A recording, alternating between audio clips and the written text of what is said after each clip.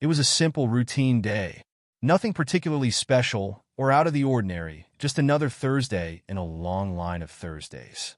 My wife and I were at the office, as we had been almost every weekday for the past few years. We'd met here, grown close here, and eventually found our way into each other's lives in a way that felt as natural as breathing. Some people might find it odd sharing both home and work with their partner, but for us it worked. We understood each other in ways only people who share the same workspace truly could. The office was always bustling, and today was no exception. There was a slight edge in the air, though, because the boss had been on one of his tirades all day, marching around, pointing out errors, and muttering about slipping deadlines. He was a hard man to please on the best of days, but lately, he'd become almost insufferable.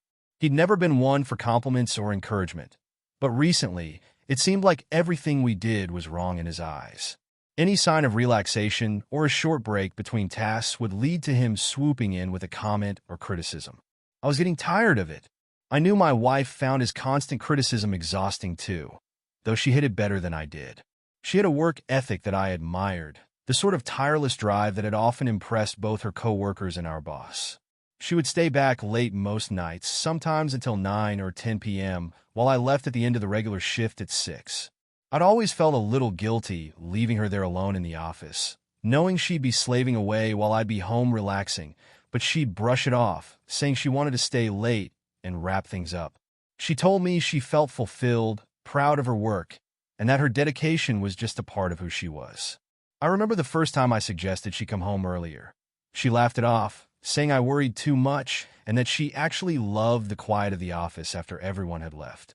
There were even a few nights when I dropped by around closing time to bring her coffee or a snack, and I'd always find her in the same spot, buried in her work, completely absorbed. It was admirable. I thought dedication like that was rare these days. She had an unusual rapport with the boss, too. He never seemed to direct his frustration or criticism at her, even though she was just as involved in the projects as the rest of us. While he'd be snapping at the rest of us for minor slip-ups, he'd pass by her desk with barely a glance, sometimes even offering a brief smile or a nod of acknowledgement. I figured he recognized her commitment and respected it. She certainly worked harder than most people there. That evening, when 6 o'clock finally rolled around, I gathered my things, eager to leave the office behind and unwind. The boss had made the day feel like it was twice as long, and I was more than ready to escape. I briefly considered sticking around to see if my wife needed help with anything, but she waved me off as usual, insisting she was fine and that I should go home and relax. She always knew when I was about to ask, and her answer was always the same. She even teased me once about being her little escape plan, since she'd usually be the only one left with the boss once I left. But she was fine, she'd say, always just fine. The night stretched out in front of me like a promise. I got home, made myself some tea, and threw on a movie I'd been meaning to watch. I felt that usual sense of calm that came after a long day, letting my mind unwind as the hours slipped by. I looked forward to the familiar routine of her coming home later, us sharing a quick conversation about our days, and then going to bed. But that night, I found myself feeling a little more restless than usual. I kept glancing at the clock, watching it inch closer to 9, hoping that, just this once, she'd come home early. I figured I'd tidy up a bit, maybe light some candles and surprise her with a warm, inviting space when she walked through the door. I thought about preparing something special, something romantic, just to remind her of all the good times we shared, of the simple joy of being together. The office stress had been getting to us both lately, and a small gesture like that, I thought, might be the perfect way to lighten things up. But just as I was setting up the candles, an abrupt thought crossed my mind. I had left my tablet and phone in the office. I needed the tablet for some files I'd promised to send a friend, and though it could have waited, the thought nagged at me. I didn't want to leave things half done, so I decided to swing by the office quickly, grab my devices, and head back to complete the cozy setup. It would only take a few minutes. On my way out, I stopped at a small flower shop just down the street. I decided to buy her flowers, something simple yet thoughtful. A quick stop, just a spur-of-the-moment idea, and I had a fresh bouquet resting on the passenger seat as I drove back to the office, thinking about her smile when she saw them. I was almost excited, anticipating her surprise, picturing her reaction as I silently planned my return to set up the romantic evening. As I reached the office building, I noticed a few lights still on. Not surprising, since I knew the boss often stayed back late, and with my wife's dedication, I wasn't shocked to think she might be there with him.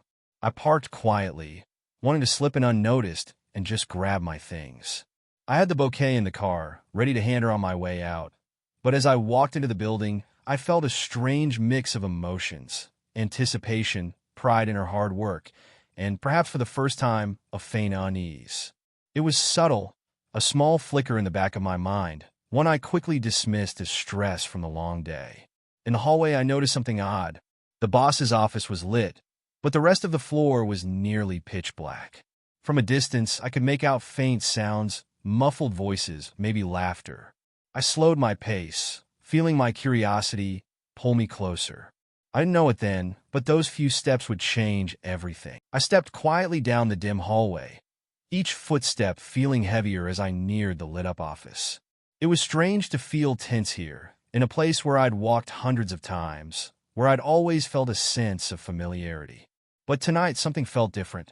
As I approached the boss's office, the faint hum of voices became clearer, laughter echoing lightly through the silence. What I saw when I opened the door still feels like a nightmare frozen in time. The room was transformed, draped in a warm glow from flickering candles, with wine glasses set out on his desk, as if this was some intimate dinner for two. And there, at the center of it all, was my wife, sitting close to him, her hair down, dressed in a way that felt anything but professional. I remember feeling a split-second confusion, trying to make sense of what I was seeing, as though my mind was refusing to accept it. Then, the shock gave way to something much heavier, a flood of betrayal that seemed to reach every part of me. I opened my mouth, and the words came out before I could stop them, my voice cracking through the silence. "So, this is how you work?" And I wondered why you were suddenly so productive. I couldn't stop myself. I felt like I had to break something, anything, to match the mess they'd made of everything I believed in. My eyes landed on a trophy sitting on a shelf nearby, a small cup the boss had won for a first-place award years ago. He was always oddly protective of it, practically guarding it like some prized possession.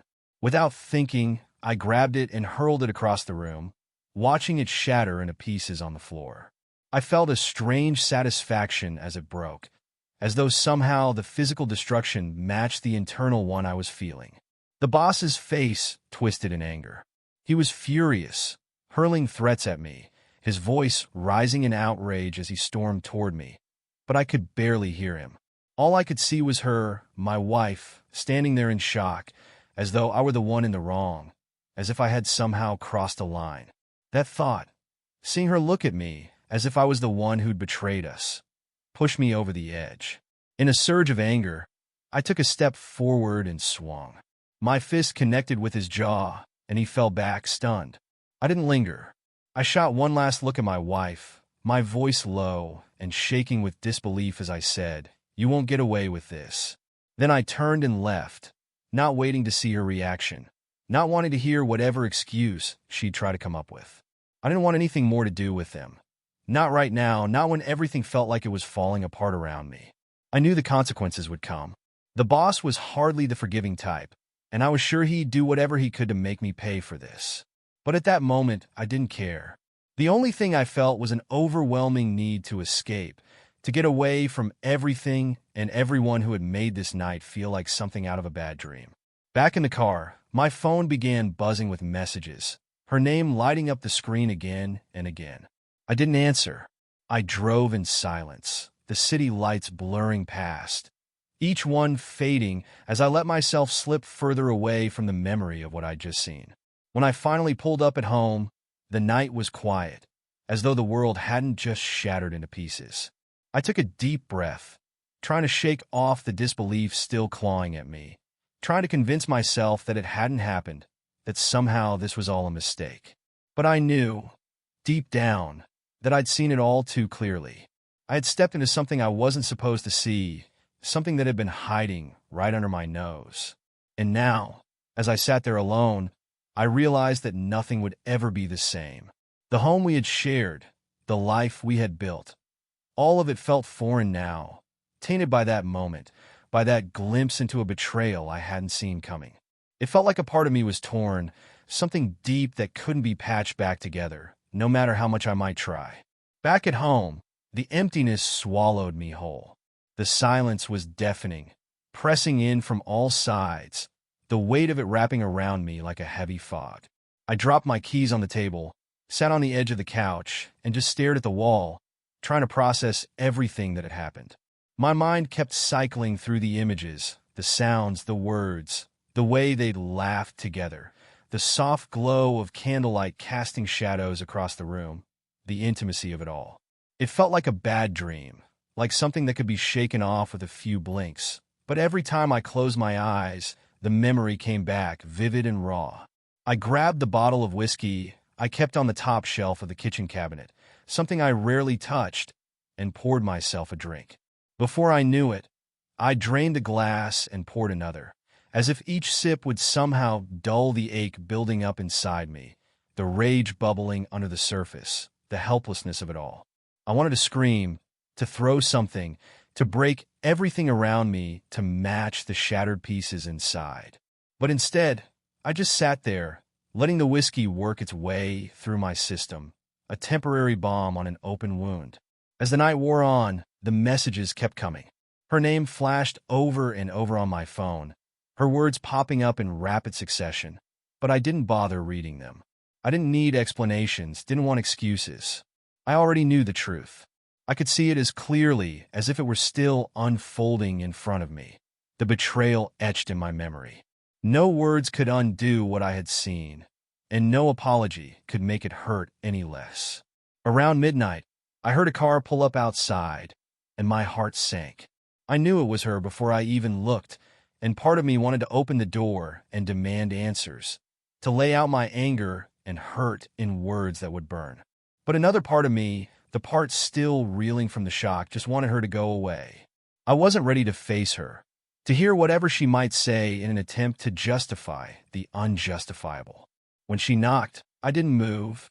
I sat there, frozen, holding my breath as if staying perfectly still would somehow make her disappear. But she didn't go away. She kept knocking, softly at first, then louder, calling my name, her voice wavering with a desperation that would have broken my heart any other day. But now it just grated on me. Finally, I got up, moved to the door, and opened it just a crack, enough to see her standing there, eyes red and swollen, clinging to the doorframe as if it were the only thing holding her up. She started talking, the words tumbling out in a rush, apologies and explanations, her voice thick with emotion. She said it was a mistake, that it meant nothing, that it had only happened once. She begged me to understand, to let her explain, to give her another chance.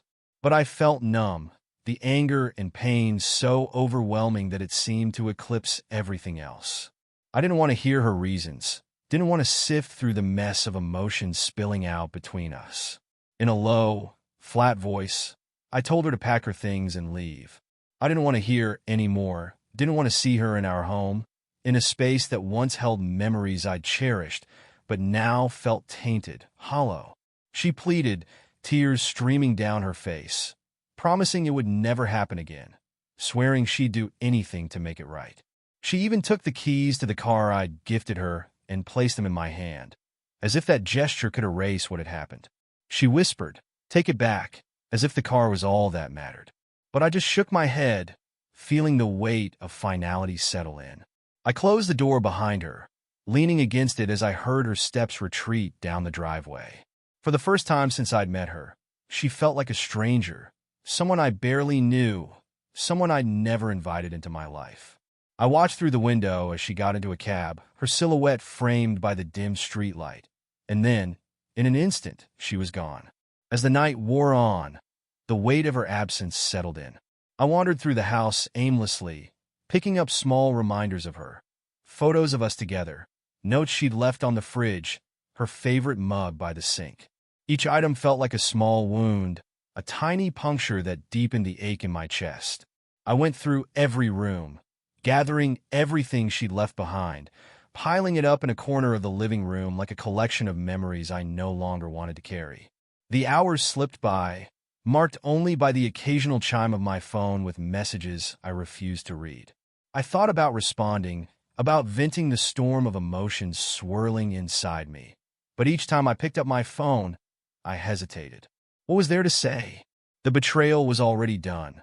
The damage was already irreparable. Nothing I could say would change that. When dawn finally broke, casting a faint light over the quiet, empty house, I felt a strange sense of calm.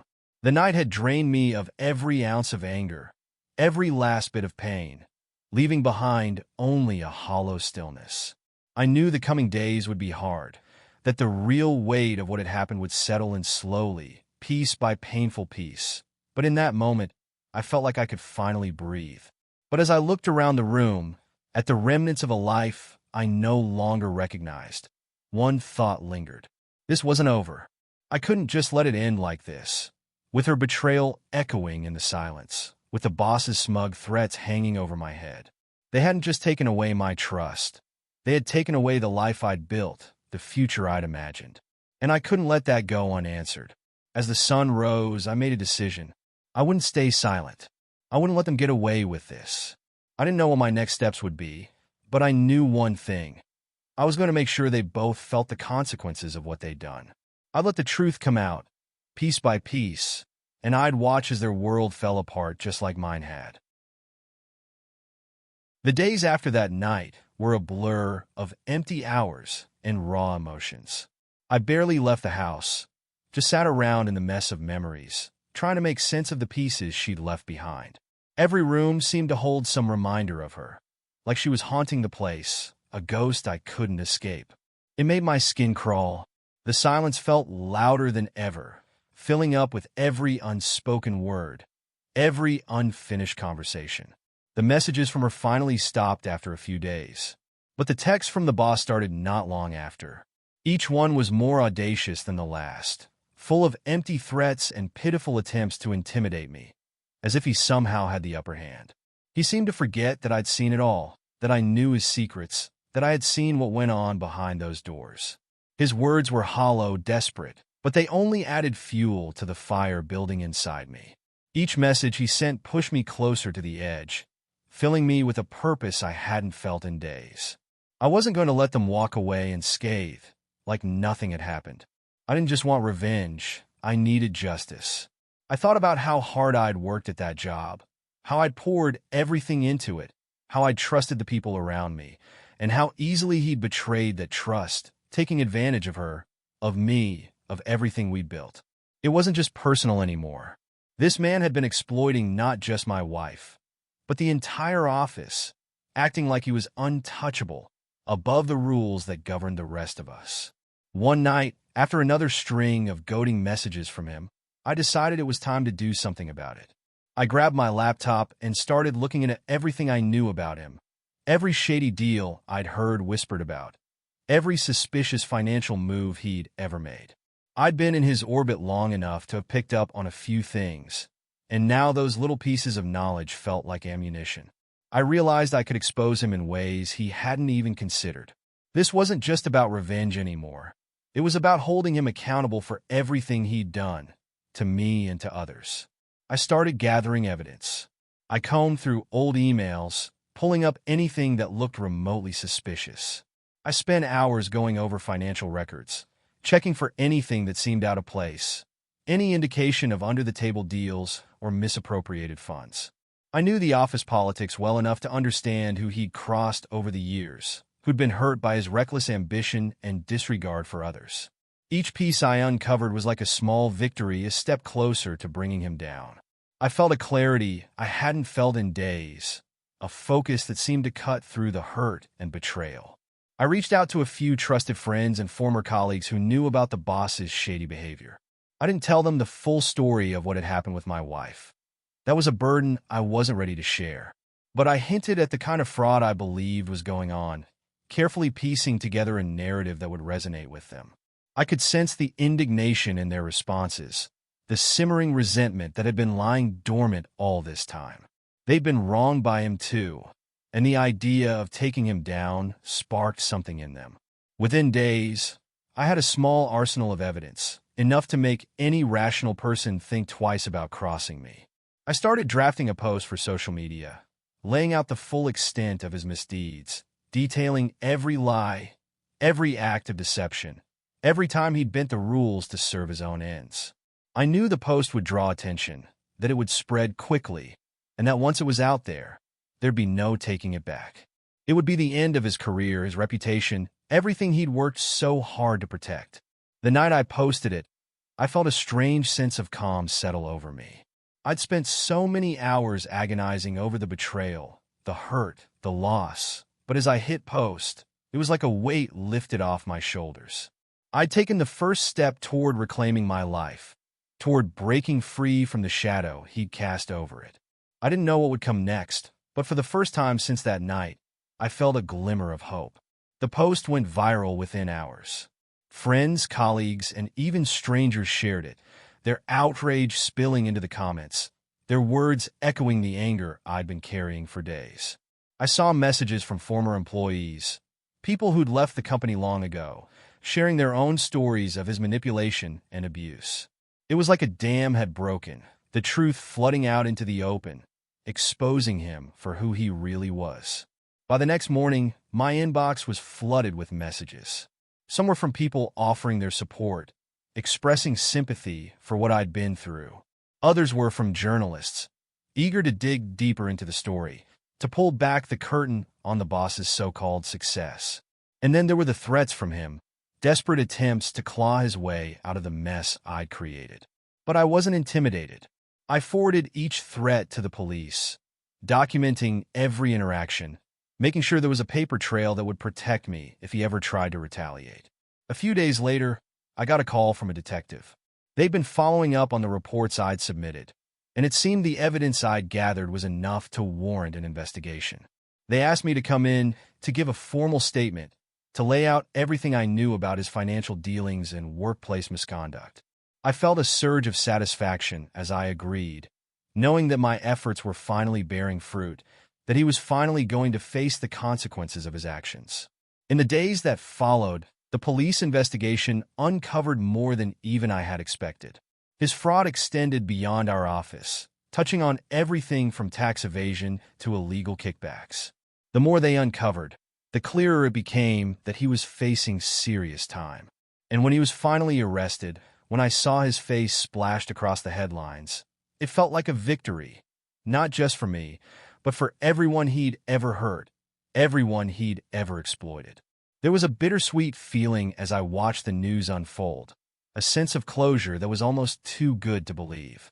The betrayal I'd felt that night hadn't vanished. It was still there, lingering beneath the surface, a scar that might never fully heal. But knowing that he was facing justice, that he would pay for what he'd done, brought me a sense of peace I hadn't thought possible. I knew I couldn't stay here, not with all the memories and the pain that lingered in every corner of my life. I needed a fresh start, a chance to rebuild from the ground up, away from the reminders of betrayal and loss. It was time to move on, to leave the past behind, and to carve out a new life, one where I could finally put the pieces back together. Once the dust settled, I found myself standing at a crossroads, staring at the life I'd built and wondering what was left of it that was truly mine. The house, the car, the routines, all of it felt tainted now, tangled up in memories I wanted to leave behind. I didn't just want to start over. I needed to. I needed a clean break, a chance to rebuild without the weight of everything that had happened dragging me down. I spent the next few weeks preparing to leave. I started small, going through each room, deciding what to keep and what to let go. Her things, the remnants of the life we'd shared, were the first to go. The pictures, the little souvenirs from trips we'd taken, the gifts we'd exchanged over the years. I boxed it all up, took it out to the curb, and let it go without a second thought. With each box I carried out, I felt a little lighter, the weight of the past slowly lifting, replaced by a sense of freedom I hadn't felt in years. Selling the house was a strange experience. I'd once thought it would be our forever home, the place where we'd build our future together, where we'd start a family, grow old. But now, It was just a building, a hollow shell of what I'd once envisioned. Letting it go felt like closing a chapter, like finally stepping out of a story that had turned into something I no longer recognized. The car went next. I sold it quickly, not wanting any reminders of the life I'd once shared with her. I let go of her car too, the one I'd gifted her on our anniversary. I didn't want to hold on to anything that might tether me to that past, to the hurt and betrayal that had consumed me for so long. The more I let go, the more I started to feel like I was reclaiming myself, like I was finally shedding the layers of pain and disappointment that had weighed me down. The revenge, the justice, it had been necessary. It had given me closure, allowed me to see the boss finally face the consequences of his actions. But now, it was time to move forward, to look beyond the pain and build something new for myself. I chose a new city, one far from where everything had happened. A place where I could disappear into the crowd, where no one knew my story, where I could start over without the weight of past expectations. I found a small apartment in a quiet neighborhood, something simple and unassuming, a blank slate that felt like the perfect place to begin again. Moving day was bittersweet. I stood in the empty house one last time, letting the silence wash over me, taking in the memories, the good and the bad, one last time before I turned my back on it all. I closed the door, locked it, and handed over the keys, feeling a strange sense of relief as I walked away. It was the end of an era, a final goodbye to a life I'd once loved but could no longer hold on to. The drive to my new city felt surreal. The landscape changed, mile by mile, each passing town a reminder that I was leaving the past behind, moving further away from everything that had once defined me. I felt a mixture of hope and fear, the thrill of stepping into the unknown balanced by the uncertainty of what lay ahead. But for the first time in a long time, I felt like I was in control, like I had the power to shape my future without the shadows of betrayal looming over me. When I arrived at the new apartment, I took a deep breath, letting the stillness of the space wrap around me. It felt like freedom, like a chance to rebuild from scratch, to create a life that was mine alone. I set up my things slowly, savoring the simplicity, finding comfort in the small routines I was beginning to form. The silence here was different from the silence I'd left behind. It wasn't empty or oppressive. It was peaceful, filled with possibility. I found myself exploring the city, discovering hidden cafes, quiet parks, and winding streets that felt like they belonged to a new version of myself, someone who had walked through the fire and come out the other side, scarred but stronger. I began to meet people, slowly letting others into my life again, learning to trust in small ways, one conversation at a time. I didn't share my story. It wasn't necessary. This new chapter didn't need to be defined by the past. Every now and then, memories would surface, small reminders of what I'd left behind. But instead of letting them consume me, I learned to let them pass, like waves on the shore, washing over me and then receding, leaving me standing stronger and more grounded with each passing day. The pain didn't disappear, but it softened, became a part of who I was rather than the whole of it. In time, I found myself thinking less about the betrayal, the anger, the loss. Instead, I began to focus on the possibilities ahead, on the life I was slowly building for myself, free from the shadows of the past. I found peace in small moments, in quiet mornings with a cup of coffee, in the laughter of new friends, in the freedom to choose my own path, unburdened by anyone else's expectations. Looking back, I realized that the journey, painful as it had been, had led me to a place I hadn't known I needed.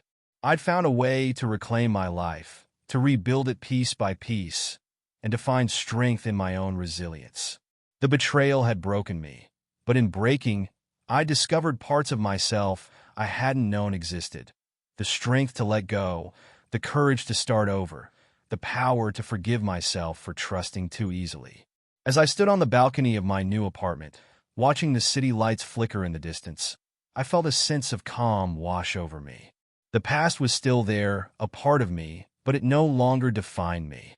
I had found a way forward, a path that was mine alone, and for the first time in a long time, I felt like I was exactly where I was meant to be. This was my life now, untouched, untainted, and fully mine.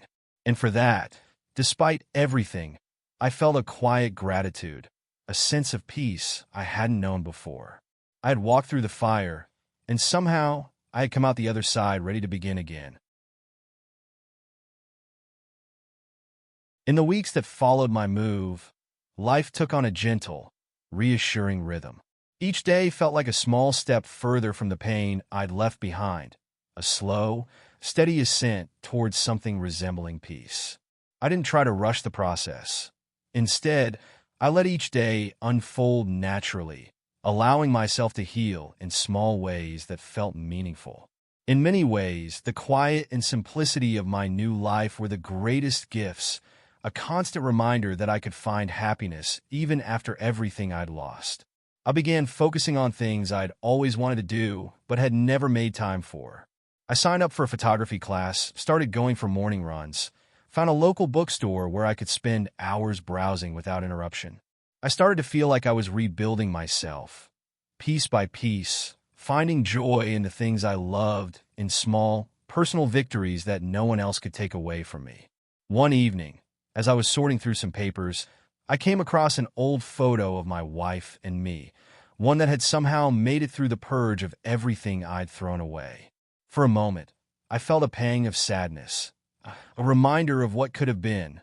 But as I looked closer, I noticed something that I hadn't seen before, a detachment in her eyes, a distant expression that felt oddly out of place. I wondered how long it had been there, how long I'd ignored the signs that something was wrong. It wasn't painful to think about anymore, just reflective, like reading a chapter of someone else's story, one that I had once lived but no longer felt connected to. I thought about what she might be doing now, where her life had taken her. A part of me hoped she'd found her own path, that she'd learned from the mistakes we'd both made. I no longer felt the anger or the resentment that had once driven me. It had been replaced by a calm acceptance, a quiet acknowledgement that life had moved on and so had I. I put the photo away, not out of bitterness, but out of a sense of peace, knowing I didn't need to hold on to it anymore. The boss, on the other hand, had faced a different fate. The last I'd heard, he was still serving time for his crimes, his reputation in ruins, his career a distant memory. Justice had been served, and while that had once been a driving force in my life, I found that I no longer needed the satisfaction of his downfall to feel whole. I had let go of that anger, that need for retribution. The man who had wronged me no longer held any power over me. He was simply a part of my past, a lesson learned, nothing more. As the seasons changed, so did I. I met new people, formed friendships that felt genuine and meaningful, unclouded by old hurts or expectations. There were moments when I even found myself thinking about opening up to love again, though I knew that would come in its own time. I didn't feel rushed or pressured. I trusted that when the right person came along, I would be ready, that I would know how to open my heart without fear of the past repeating itself. One crisp autumn afternoon, I found myself at the edge of a lake on the outskirts of town, watching the leaves change color and fall gently into the water. The world felt vast and open, filled with possibilities that I hadn't allowed myself to see before. I closed my eyes, took a deep breath, and let the cool air fill my lungs, feeling an overwhelming sense of gratitude wash over me. Gratitude for the pain that had shaped me, for the resilience I'd found within myself, for the life I was beginning to love again. In that moment, I knew I'd found closure, not just with the past, but within myself. I had come through the storm, through the darkness, and found my way back to the light. I was stronger, wiser, and, most importantly, at peace. The pain that had once consumed me was now just a memory, a distant echo in the background of a life that felt full and promising. As I turned to leave, the sunlight danced on the water, casting a warm glow over everything, as if the world were smiling back at me, acknowledging the journey I'd taken to get here. I walked away from the lake feeling lighter, ready to face whatever came next, knowing that I had finally, truly moved on. And as I walked, I realized I wasn't just starting over. I was living.